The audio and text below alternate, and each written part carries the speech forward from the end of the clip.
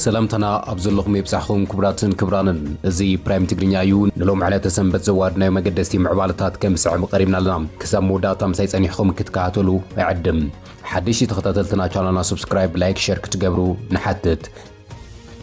نحزي قنات بسلستا أنفت كم زجمرة حدا بوليتكينيا تزاري بلو اتي بعل زي تأوج زبلو قنات بسلستا أنفتي كيد كم زلو تقاليس اللو بزرزر كرينا جنرال ماشو بينا سراويتنا نوق تداري لو كبل تزاري بلو ناي سراو استراح لوخ نمفصام نوق مدلاوني سراويتنا زحازو منجدي عطنا خيرون تقصيلو متشوان هزيو انتس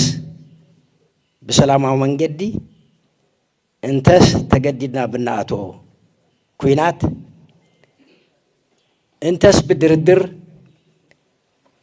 اتعمامنا خنفصمينا بتحتي ازي سمين مبرق تركب امرارحا ارمع سران قلتن سراوي تግራይ بزعبا دبدب درون مملاس حمرا ملكيتا اب مقله اب زتيت الاوان جنرال ماشو بينه ازرارابي ملقتي ام محللي فلو ازيون بزرزر كقربهم فيلد مارشال برهانو جولا حدش تزاز هبوم ات جنرال ماخلا ازي اب زم حلالفو حصص ملقتي نحدش وفري كدالو تزاز هبلو بريزيدنت سوماليلاند عبد الرحمن محمد آل إيرون تاريخاوي مبصح عدتنا بإسرائيل آتيوم كاب إسرائيل وقعوي أفلت وزرخبت سوماليلاند بريزيدنتان فلما أوان وقعوي نايسرح عدتنا بإيرساليم دحر مئتاو أب إسرائيل إمباسي كم زخفت بعلي أفلت له زي أزر رابي زعبا خوين له كقربيهم أب ماخلاي مبرق جميرو قطبع عالم كنا قاع مخنات خوينو سنح خونات أمريكان إيرانن أبناي موداتا معراف سمعنت كم زبصح تقليصهم 8 عامت معالت لدتو زخبر زولو ترامب نتي سمعنت فيرما بلو معلت كفرم كدلن كلو إيران بانصارو حدش حساب أكافيل علام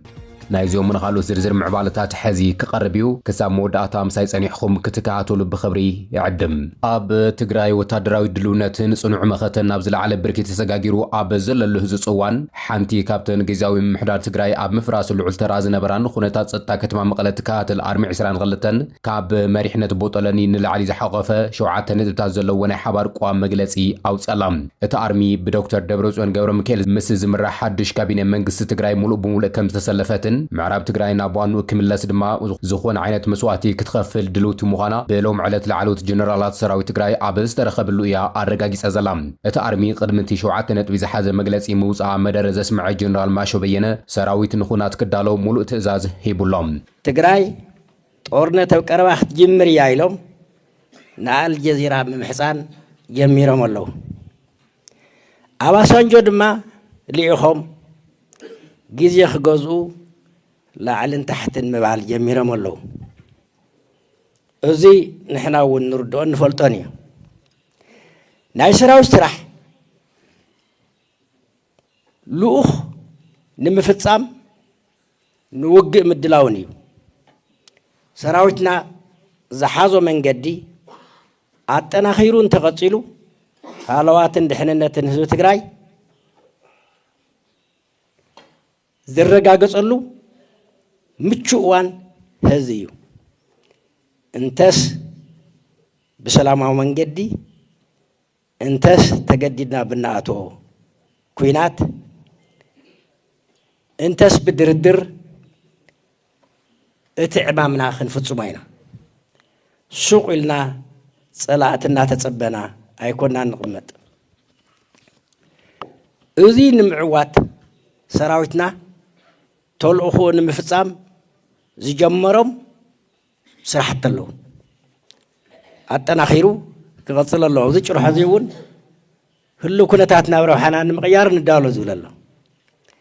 ስለዚ ህሉ ኩነታት ናብ ረብሓና ንምቕያር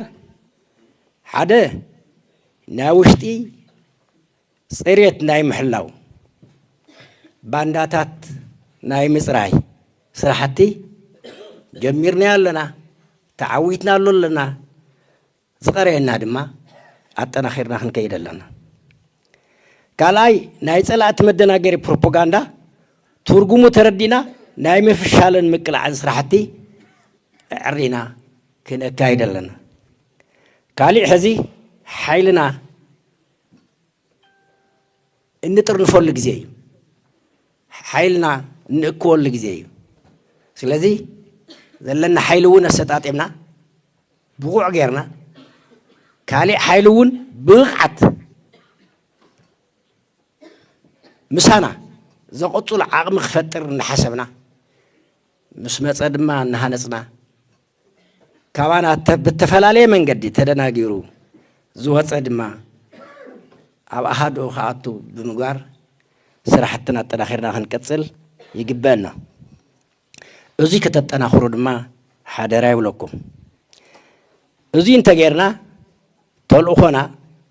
ብብቕዓትን ብዓወትን ከም ዝዛዘም ርግፀኛታት ኢና ህዝብና እውን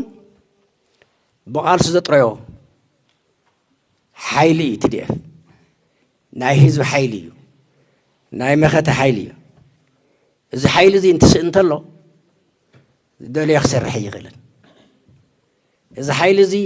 ካብ ኢዱ እንተወፂኡ ብቲ ብፕሮፓጋንዳን ዕግርግርን ክንምንጥሎ ኢና ክነኽስሞ ኢና ክንብትኖ ኢና ዝብሉ ዘለዉ እንተተመንጢሉ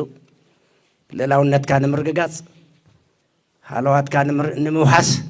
ከም ዘይከኣል ፈሊጥካ ሰራዊትካ ክትጠናኸር ሓደራ ክብል ይደሊ ኣርሚ 22 ኣብ ዘውፅኦቶ መግለፂ እቲ ብስምዕነት ሰላም ፕሪቶርያ ተጣይሹ ዝነበረ ጊዜያዊ ምምሕዳር ትግራይ ዝተውሃቡ ዕማም ብግቡእ ከም ዘይፈጸመን ንሰላሕታዊ ፅንተት ባይታ ዘጣጥሐ ምንባሩ ብግልፂ ብጋህዲ ድሕሪ ምግላፅ ድማ እቲ ምምሕዳር ክፈርስ ልዑል እጃም ከም ዝተፃወተትን ተወንዚፉ ዝነበረ መንግስቲ ክምለስ ልዑል ተራ ከም ዝነበራን ገሊፃላ ብምኽንያት ጊዜያዊ ምምሕዳር እቲ ሰራዊት ሕገ መንግስታዊ ስርዓትን ላዕላውነት ህዝቢ ንምዕቃብ ነቲ ብህዝቢ ዝተመረፀ መንግስቲ ብዶክተር ደብረፅዮን ዝምራሕ ናብ ቦቱ ንክምለስ ታሪካዊ ብፅሒት ከም ዝፈፀመ ድሕሪ ምግላፅ ኣመራርሓ እቲ ኣርሚ ድማ የማነ ፀጋም ዝላጋዕ ፖለቲካዊ ንፋስ ከም ዘይፀልዋን ናይ ከተማ መቐለ ፀጥታዊ ውሕስ ክኸውን ከም ዝሰርሐትን ገሊፃላ ኣርሚ 22 ነቲ ኣብ ቀረባ መዓልትታት ኣብ ገምሃሎ ዝተፈፀመ ደብዳብ ድሮን ብፅኑዕ ድሕሪ ምኹናን ኣብ ልዕሊ ኣሕዋትና ዝተፈፀመ ናይ ድሮን መጥቃዕቲ ዘሸብረናን ዘሰኩነናን ኣይኮነን እኳ ዳስ ብዝለዓለ ሕራንን ወነን ብህዝብን መንግስትን ዝተዋሃበና ልእኽቶ ብብቕሓት ምፍፃም ዝተፈናቐለ ህዝብናን ላዕላውነት መሬትና ክንመልስ ዝድለ ኩሉ ዓይነት መስዋእቲ ንምኽፋል ድልዋት ኢና ዝብል መግለፂያ ኣውፅያ ዘላ ብተወሳኺ ድማ ጸላእቲ ኣብ ልዕሊ ሰራዊትን መሪሕነትን ዝገብርዎ ዘለዉ ጸለመታት ናይ ድሮን ደብዳባትን ናይ ሚድያ ፍቕራታትን ንሳቶም ካብ ጽኑዕ ህዝባዊ መትከሎም ንድሕሪት ከም ዘይምልሶም እዮም ዝገልጹ ዘለዉ እቲ በዓል 7 ነጥብታት መግለፂ ቋም እቲ ሰራዊት ኣብ ዝሓለፈ ኣዋርሕ ዝቐሰሞ ሳይንሳዊ ወታደራዊ ጥበብ ብምጥቃም ንምዕራብ ትግራይ ሓዊስኻ ኣብ ትሕቲ ወረርቲ ሓይልታት ዝርከቡ ላዕላውነት መሬት ትግራይ ሓራ ንምውፃን ተመዛበልቲ ወገናት ናብ ዓዶም ንኽምለሱ ኣብ ምድላው ከም ዘለዉ እዩ ገሊፆም ዘለዎም ነቶም ንትግራይ ንምብታን ከባቢያዊ መልክዕ ብምፍጣር ንጸላኢ ዘገልግሉ ዘለዉ ዝበልዎም ውሽጣዊ ሓይልታትን ሸፋቱን ከም ዝድምስስዎም ድማ ተዛሪቦም እዮም እቲ ካብ መሪሕነት ቦጦለኒ ላዕሊ ዝወፀ ወግዓዊ መግለፂ ኣርሚ 22 እቲ ኣብ መቐለ ዝተመሰረተ ሓድሽ ወታደራዊ ፖለቲካዊ ማእኸላይ ኮማንድ ኣብ ባይታ ጽኑዕን ዘይነቓነቕ ወታደራዊ ደገፍ ከም ዘለዎም እውን ገሊፆም እዮም እዚ ሰራዊት እዚ ሕሞራ ንምምላስ ዝኾነ ዓይነት መስዋእቲ ክነኸፍል ድልዋት ኢና ክብል ዘረጋገፀ ኮይኑ ምስ ፌደራል መንግስቲ ኣብ ዝሕዚ እዋን ዝግበር ዘሎ ምስሓብ ድማ ናብ ዝገደደ ዞባዊ ግንባር ኩናት ክሰጋገር ምዃኑ ዘመላኽት ምዃኑ ይግለጽ እዩ ዘሎ ብውዕሊ ፕሪቶርያ ኩሎም ሽግራት ክፍትሑ ዝነበረና ትፅቢት በርዒ እቲ ናይ ውዕሊ ፕሪቶርያ ውፅኢት ዝነበረ ጊዜያዊ ምምሕዳር እውን ዕድሚኡ ሻዕ ዝውድእ ብትዕግስቲ ህዝቢ ትግራይ ተፀቢዎ ንሕና እውን ተፀቢናዮ ውዕሊ ፕሪቶርያ ምስ ኣውቅዐ ውፅኢት ጊዜያዊ ምምሕዳር እውን ህልውንኡ ምስ ኣውቅዐ ክህልወና ዝነበሮ መማረፂ እንታይ እዩ ከም ህዝቢ መንግስቲ ክህልወና ኣሎ እዚ ከምዚ ኢሉ እናሃለወ ፊልድ ማርሻል ብርሃኑ ጁላ ንማእኸላይ እዚ ንዝኾነ ወታደራዊ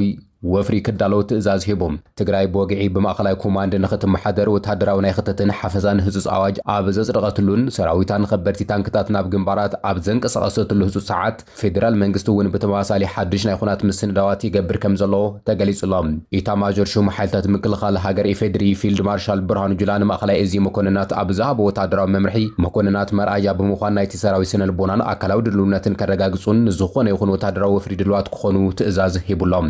ፊልድ ማርሻል ብርሃኑ ጁላ ምስ ናይ ማእኸላይ እዚ መኮንናት ብቪድዮ ኮንፈረንስ ኣብ ዘካየድ ወታደራዊ ገምጋም ሰራዊት ምክልኻል ሃገር ዘይወዛወዝ ዓንዲ ብምዃን ንሃገር ናብ ዝሓሸ ምርግጋዕን የማእዝን ከም ዘለዎ ድሕሪ ምጥቃስ ላዕለዎት ሓለፍቲ እቲ ሰራዊት ኣርኣያ ብምዃን ናይቲ ሰራዊት ስነ ልቦናን ኣካላዊ ድልውነት ከረጋግጹ ንዝገጥሙ ፈተናታት ኩሎም ብብቕዓትን ብዓወትን ንምዝዛም ኩሉ ግዜ ድልዋት ክኾኑ ትእዛዝ ኣውሪድሎም ንሱ ወሲኹ ከም ዝሓበሮ እቲ ንሕና ዘለናሉ እዋን ወታደራዊ ኩናት ጥራሕ ዘይኮነስ ብናይ ጸላኢ ሳይበር ሓይሊ ኣቢሉ ናይ ምክልኻል ዓቕምና ንምድኻም ዝግበር ዘሎ ስነ ልቦናዊ ኩናት እዩ ስለዚ ድማ መኮንናት ነዚ ስነ ልቦናዊ ድልውነት ክምክቱ ይግባእ ክብል እዩ ተዛሪቡ ዘሎ እዚ ከምዚ ኢሉ እናሃለዉ ኩናት ብሰለስተ ኣንፈት ከም ዝጀመረ ተገሊጾም ብዕሊ ዘይተኣወጀ ኩናት ብሰለስተ ኣንፈት ይካየድ ከም ዘሎ ሓደ ፖለቲከኛ ተዛሪቦም ኣብዚ ሕዚ እዋን ኣብ መንጎ ፌደራል መንግስትን ሕወሓትን ካብ ቃላት ብዝሓለፈ ናብ ተግባራዊ ናይ ኩናት ምንቅስቃሳት ይኣቱ ከም ዘለዎ ይግለጽ ኣሎ ነበር ፕሬዝደንት ትግራይ ኣይተ ገብሩ ኣስራት ብዕሊ ዘይተኣወጀ ኩናት ኣብ መንጎ ውሽጣዊ ሓይልታት ኢትዮጵያን ዞባዊ ሓይልታት ይካየድ ምህላው ኩናት ኣብ ዝተፈላለዩ ግንባራት ይካየድ ከም ዘሎ ዝገለጸ ንሱ ሕወሓት ናብ ኣዲስ ኣበባ ንምእታው ዝሓዞም ስልትታት ኣመልኪቱ እውን መብርሂ ሂቡሎም ኩናት ብዕሊ ኣይተኣወጀን እምበር ኣብ መሬት ይካየድ ኣሎ ምክንያቱ ድማ እቲ ኣብ መንጎ ሕወሓትን መንግስቲ ፌደራልን ተገይሩ ዝነበረ ተኽሲ ደው ናይ ምባል ስምዕነት ተጣሒሱ ስለ ዘሎ እዩ ተዛሪቡ ዘሎ ሕወሓት ስምዕነት ፕሪቶሪያ ኣፍሪሱ ብመሰረት እቲ ስምዕነት ተጣይሹ ዝነበረ ግዚያዊ ምምሕዳር እውን ዓልዩ ስልጣን ተቋፂሩ እዩ ዝበለ ኣይተገብሩ ድሕሪ ምፍራስ እቲ ስምዕነት ድማ ውፅኢት ኩናት እዩ ክብል እዩ ተዛሪቡ ዘሎ ስለዝኾነ እውን ዘይተነገረሉ ኩናት ኣብ ሰለስተ ግንባራት ይካየድ ኣሎ ክብል እዩ ተዛሪቡ ዘሎ እቲ ኩናት ብሓደ ግንባር ጥራሕ ዝግበር ከም ዘይኮነ ዝገለጸ እቲ ፖለቲከኛ ኩናት ንምክያድ ዝተመረፁ ዝበለውን ግንባራት እውን ኣመልኪቱ ተዛሪቡ ጦርነቱ ቆይቷል ከተጀመረ ማለት በይፋ ህወሓትን ይሁን ፌደራል መንግስት በይፋ ጦርነት ባያውጅም ጦርነት ከታወጀ ግን ቆይቷል ጦርነት ማወጅ የፕሪቶሪያ ስምምነት ፈረሰ ማለት እኮ የነበረው ስምምነት የሰላም ስምምነት ፈረሰ ነው በህወሓት የናፍሶታል እና ይሄ ሲል ጦርነት ነው የነበረውን የድሮው የተስማሙበት መንግስት መሰረታለው ሲል ጦርነት ነው የቆየውን መንግስት ድሮ እንዲፈርስ ተስማምበት ከመንግስት ጋርም ከፌደራል ጋርም ግንኙነት የለኝም ሲል የፌደራል መንግስት መኖር አይደለም ከህገ መንግስቱም ጋር ግንኙነት የለኝም ብሎ የራሱ ዲፋክቶ ወይ ህጋዊ መንግስት እስከ መስረት ሄዷል እቲ ፈላማይ ናይ ኩናት ሜዳ ክኸውን ይኽእል እዩ ዝበሎ ከባብታት ቆቦን ክፋላት ደቡብ ትግራይን እንትኸውን ብኻልእ ገጽ ድማ ካብ ሕሞራ ክሳብ ሱዳን መተማ ዘሎ መስመር ዝውላዕ ኩናት ምዃኑ እዩ ብኻልኣይ ብርኪ ገሊጹ ዘሎ ኣብዚ ሕዚ እዋን ብሕወሓት ዝእዘዝ ሰራዊት ብከባቢታት ሰሜን ምዕራብ ትግራይ ግንባር ሽረ ልዑል ዝኾነ ሓይሉ ኣጠናኺሩ ምህላው እውን ኣይተገብሩ ተዛሪቡ ሌላው ይሄ ቆቦ ግንባር ነው ብዙ ኃይል ቆቦ እስከ መቀሌ ያለው ግንባር ነው ሌላውም በዚህ በሰሜን ምዕራብ ሽሬ አካባቢም እንዲሁ ትልቅ ኃይል አለ ስለዚህ ጦርነቱ ለማሸነፍ የራሳቸው የውጊያ ስልትም ይኖራቸዋል ኣብ ማእኸላይ ምብራቕ ፈሊሙ ቁጠባ ዓለም ክናጋዕ ምኽንያት ኮይኑ ጸኒሐ ኩናት ኣሜሪካን ኢራንን ኣብ ናይ መወዳእታ ምዕራፍ ስምምነት ከም ዝበጽሐ ተገሊጾም ትራምፕ መበል 80 ዓመት ልደቱ ኣብ ዘኽብረሉ ዘሎ ሰዓት ምስ ኢራን ስምምነት ክፍርም ኣብ ዝጽበየሉ ዘሎ እዋን ትሄራን ግና እቲ ስምምነት ኣብ ዝቕጽሉ መዓልታት ክኸውን ይኽእል እዩ ክትብል ገሊጻ ኣላ ፕሬዝደንት ትራምፕ ሎሚ ሰንበት ሰነ 14 2026 ምስ ኢራን ዝግበር ታሪካዊ ዝኾነ ናይ ሰላም ስምምነት ክፍርም ብሃንቀውታ ዝጽበ ዘሎ ኮይኑ ይኹን እምበር ወሃቢ ቃል ሚኒስተር ጉዳያት ወጻኢ ኢራን ኢስማኤል ባጋይ እቲ ስምምነት ሎሚ ክፍረም ከም ዘይኽእል ድሕሪ ምግላጽ ኣብ ዝቕጽሉ ሒደት መዓልታት ግን ክፍረም ከም ዝኽእል ልዑል ዕድል ከም ዘለዎ ገሊጻ ኣላ ሰበስልጣናት ፓኪስታን ኣሜሪካን ኢራንን እቲ ንነዊሕ እዋን ትጽቢት ዝተገበረሉ ስምምነት ሰነድ ኣብ ውሽጢ 24 ሰዓት ክፈራረማ ትጽቢት ከም እትገብር ገሊጾም ኣለዉ ወሃቢ ቃል ሚኒስተር ጉዳያት ወጻኢ ኢራን እስማኤል ባጋይ ምስ ዋሽንግተን ተበፂሑ ዘሎ ሓሳብ ናይ መወዳእታ ስምምነት ዘይኮነስ ነቶም ምስሓብ ዝለዓለሎም ዘሎ ወታደራውን ጸጥታውን ጉዳያት ንምፍታሕ ዝዓለመ ሓፈሻዊ ናይ መንገዲ ኣንፈት ፍኖተ ካርታ ናይ ምቕማጥ ስራሕ ምዃኑ ገሊጹሎም እቲ ወሃቢ ቃል ወሲኹ ከም ዝሓበሮ እቲ ወግዓዊ ስምምነት ሎሚ ሰንበት ዘይኮነስ ኣብ ዝቕጽሉ ሒደት መዓልታት እቲ ናይ ምርዳእ ሰነድ ክፍረም ከም ዝኽእል ኣረጋጊጹ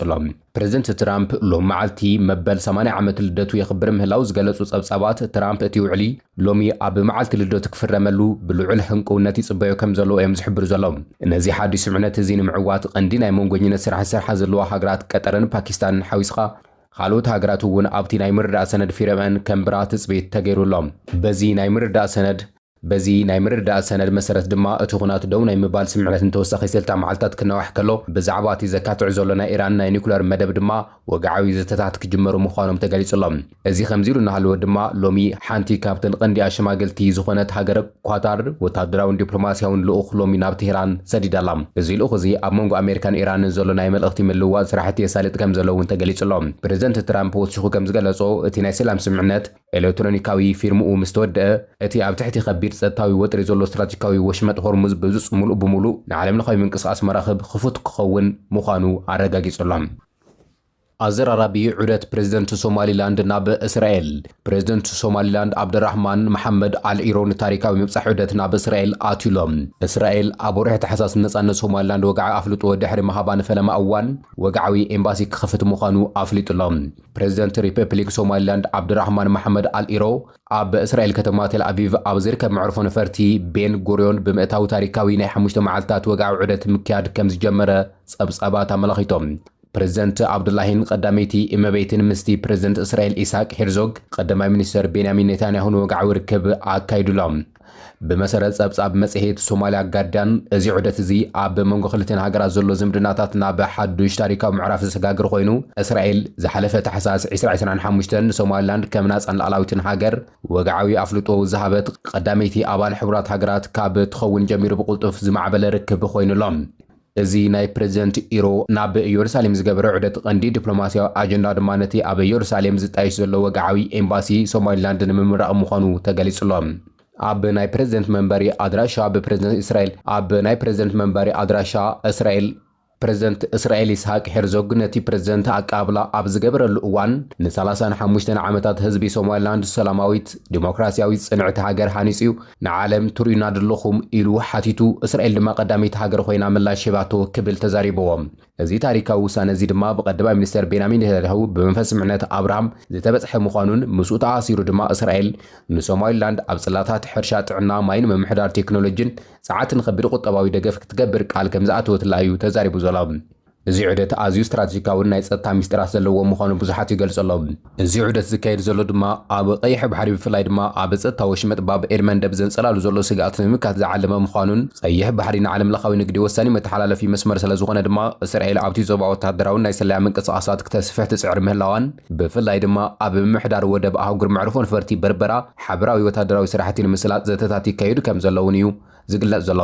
ብተወሳኺ ድማ ናይ ሶማሊላንድ ሰበስልጣን ፍሉይ ሓለዋ ፕሬዚደንት ብተወሳኺ ድማ ናይ ሶማሊላንድ ሰበስልጣንን ፍሉይ ሓለዋ ፕሬዚደንት ኣብ እስራኤል ወታደራዊ ስልጣናታት ክወስዱ ድሕሪ ምጽናሕ ሕዚ ዘሎ ልኡኽ ምስ እስራኤል ብዛዕባ ናይ ባሕሪ ጸጥታን ናይ ሰላያ ሓበሬታ ምልውዋጥ ዝምልከት ወግዓዊ ናይ መሓውር ስምዕነት ምፍራም ዝሰርሕ ምዃኑ ይግለጽ እዩ እዚ ምንቅስቓስ እዚ ድማ ነቲ ብዕጡቓት ሕውቲ የመን ኣብ ወሽመጥ ባብ ኤል መንደብ ዝፍጸም ዘሎ ናይ መራኸቢ መጥቃዕታት ንምምካት ዝዓለመ ጸጥታዊ ዋልታ ምዃኑን እዩ ዝግለጽ ዘሎ እዚ ምስ እስራኤል ዝግበር ዘሎ ናይ ጸጥታን ዲፕሎማስያዊ ምሕዝነት ብወገን ፌደራል መንግስቲ ሶማልያ ከቢድ ተቃውሞ ይግበረሉ ከም ዘሎን ሶማልያ እስራኤል ሶማሊላንድ ኣፍልጦ መሃባ ንግዛእታዊ ሓድነት ሉዓላውነት ዝግህዝ ምዃኑ ብምግላጽ ትኹንኖ ከም ዘላ ይፍለጥ እዩ ብተወሳኺ እውን ቻይና ኣብቲ ዞባ ሓይሊ እስራኤል ምስፋሕ ንናይ ንግዲ መጓዓዝያ ከም ዝፈታተን ብምግላጽ ስጋኣታ ክትገልጽ እያ ጸኒሓ ኣብ ውሽጢ ሶማሊላንድ እውን እንተኾነ ምስ እስራኤል ዝካየድ ዘሎ ርክብ ገሊኦም መራሕቲ ሃይማኖትን ክፋላት ሕብረተሰብን ከቢድ ናይ ተቃውሞ ሰልፍታት ከካይዱ ጸኒሖም እዮም መንግስቲ ሶማሊላንድ ግና ንናይ ጸጥታን ህዝባዊ መረጋዒ ክላኸል ነዞም ተቃውሞታት እዚኦም ብሓይሊ ከዓብቶም እዩ ጸኒሖም ፕሬዚደንት ዓብዱራህማን መሐመድ ኢሮ ክሳብ ሐሙስ ኣብ እስራኤል ዝጸንሕ ኮይኑ ምስ ሚኒስትራት ምክልኻል ፋይናንስ ቁጠባ እስራኤል ዓበይቲ ርክባት ከካይድ ትጽቢት ይግበረሉ እዩ ብተወሳኺ ድማ ነቲ ታሪካዊ ናይ ሆሎኮስት ዝኽሪ መዓድን ያድ ቫሽም ክበጽሕ እውን ትጽቢት ይግበረሉ እዮም ክብራትን ክብራንን ሎሚ ናባኹም ዘዋድናዮ መገደስቲ ምዕባላታትን እዚኦም ይመስሉ ነይሮም ሓቢርኩም ስለ ዝጸናሕኩም ኣዝና ነመስግን ቻናልና ሰብስክራይብ እናገበርኩም ተኸታተሉ ስሰናዩ